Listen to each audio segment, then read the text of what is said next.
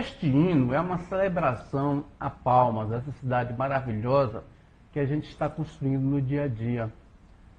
E nós estamos aqui trazendo, nesta data, aquelas pessoas que representam ainda a garra desses guerreiros que vieram para aqui, para esse cerrado, e construíram essa cidade.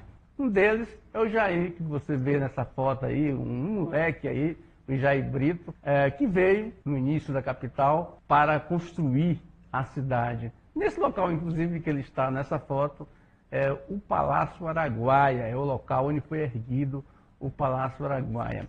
Jair, você observando essas fotos hoje, o que você diria? Bom, Luiz, bom dia, muito obrigado pelo convite.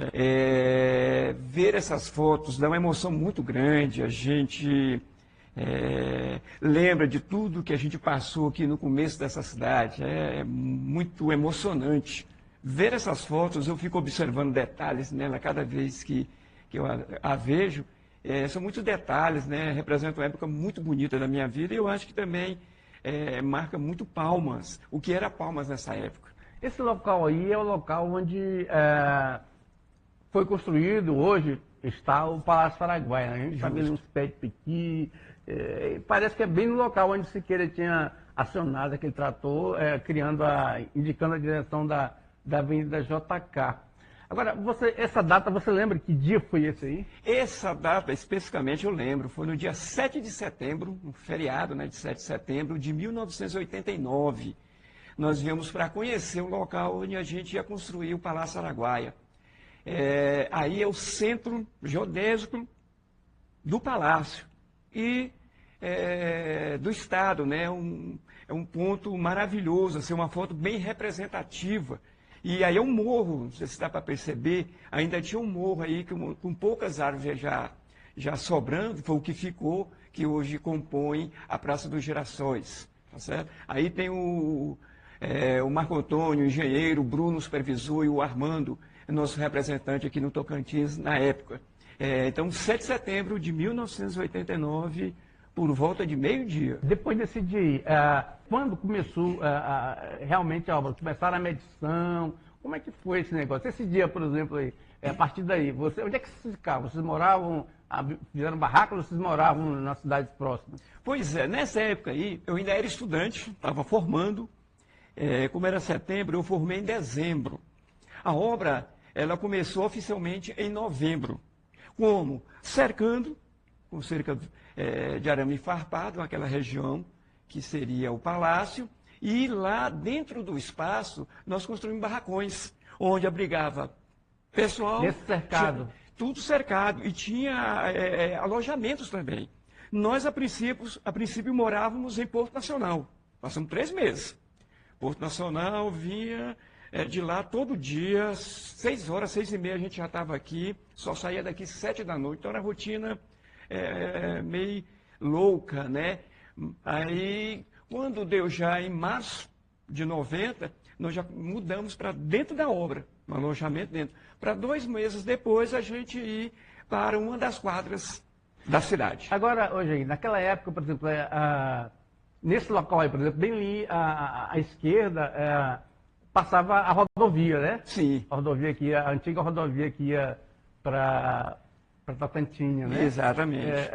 Havia muita movimentação, como é que o pessoal parava ali, como é que era isso? Ali nessa área da Praça dos Girassóis, além do palácio, da construção do palácio, tinha umas 4 secretarias em execução na época. Tinha a educação, então já tinha algumas obras sendo iniciadas. Logo depois começou a Assembleia. Cabe ressaltar que nessa época só tinha o palacinho feito de madeira, que estava pronto, e o prédio da prefeitura estava em vias de acabamento. Esse prédio que tem lá hoje, da Arce 51 ali. Tá? Só tinha isso, o resto era obra. Então era muito movimento. Então, o pouco movimento que tinha, todo mundo parava naquela região. Tinha um pequeno comércio, todo improvisado, mas tinha. E todo mundo passava. O comércio era mais próximo da rodovia ou mais para o lado da serra? Não, era mais próximo da rodovia. Era quase que seguindo, próximo aos prédios, para justamente, tinha os operários, né? Era para satisfazer esse pessoal. Já ia tomar banho, como é que era? Ah, essa aí é... Quando a obra começou efetivamente, de novembro para dezembro de 89, já tinha banheiros no alojamento. Mas tinha obras que não tinham banheiros. Ou seja, as pessoas iam nos córregos banhar.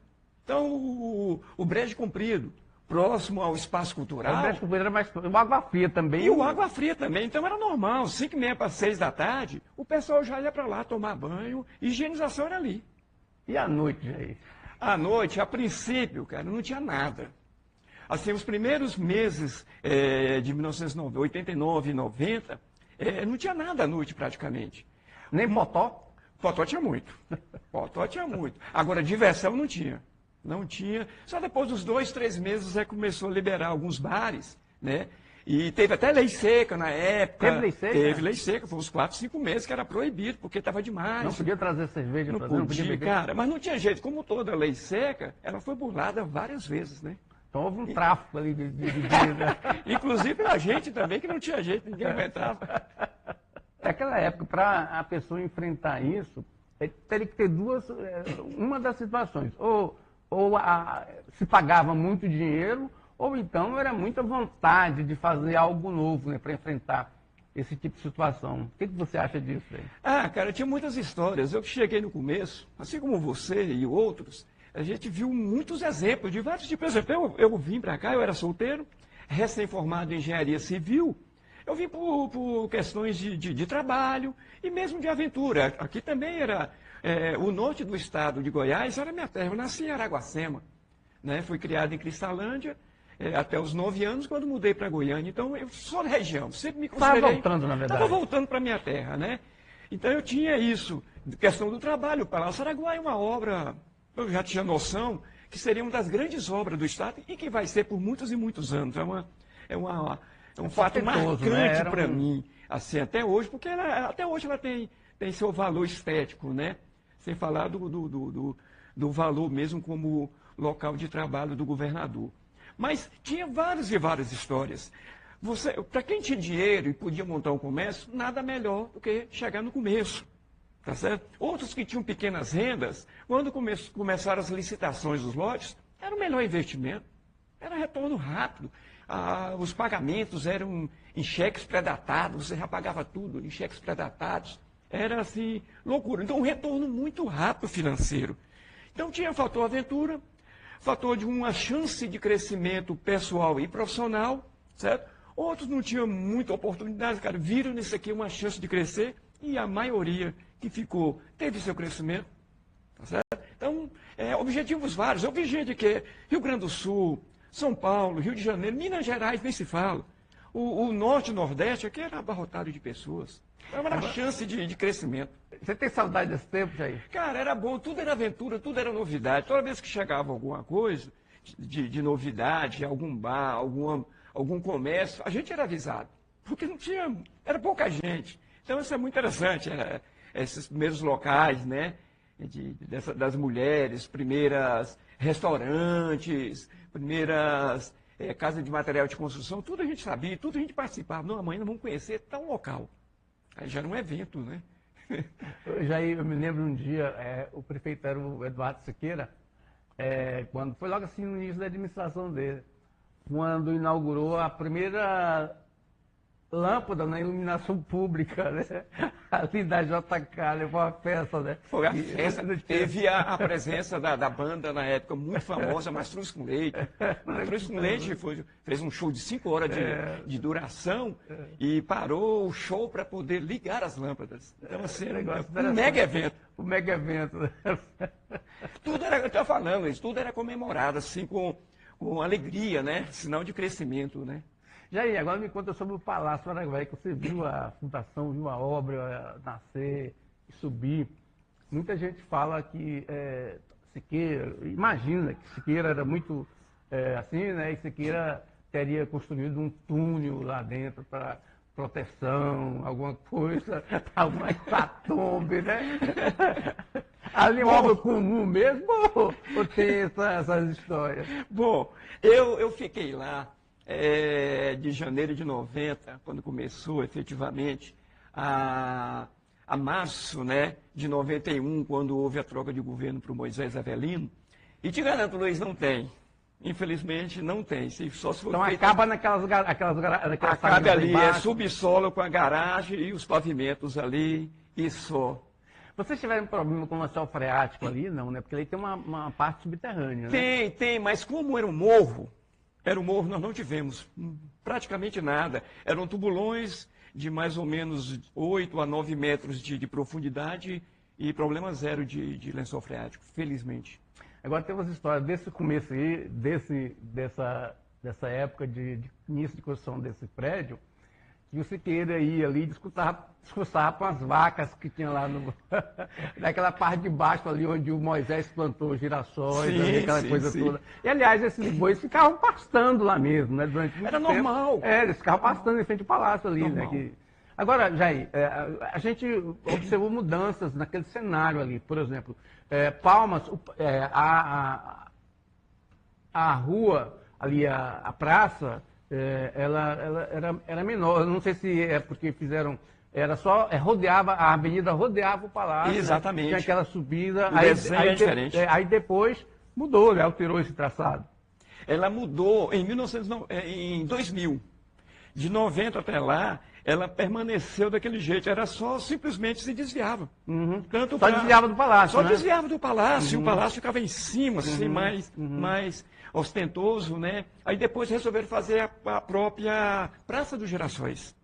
Isso já foi em 1990, já, mas era muito diferente. Era diferente, Muito tinha uma diferente. subidinha, né? Tinha. Aí você passava ao lado. Ao lado, você passava bem aí próximo não mesmo. de segurança nenhuma, né? Eu acho que. Nada.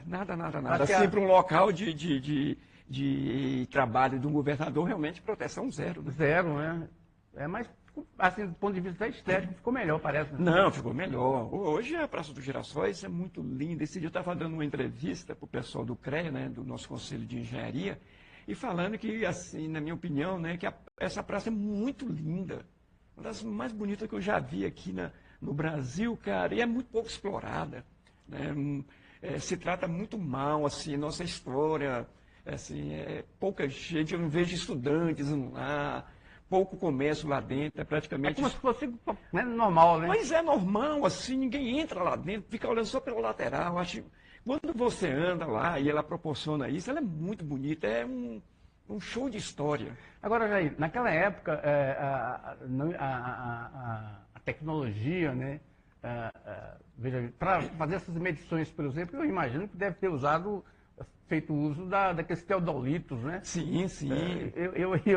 Eu estudei agrimensura na Escola Técnica Federal de Goiás. É a base.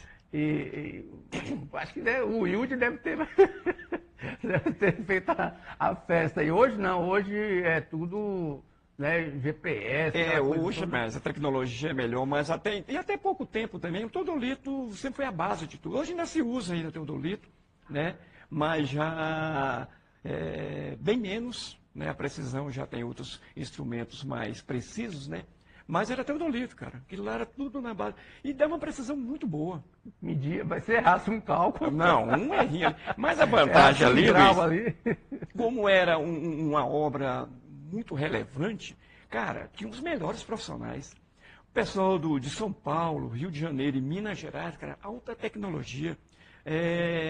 Nós tínhamos uma central, na época era uma novidade, mas uma central de processamento de concreto dentro dos nossos domínios lá, certo? Os equipamentos, tanto de eletricidade como de hidráulica, cara, era de primeiro mundo, projetos maravilhosos. Então, foi ali do bom e do melhor, aconteceu ali. As tecnologias que tinham no Brasil, as melhores foram utilizadas ali.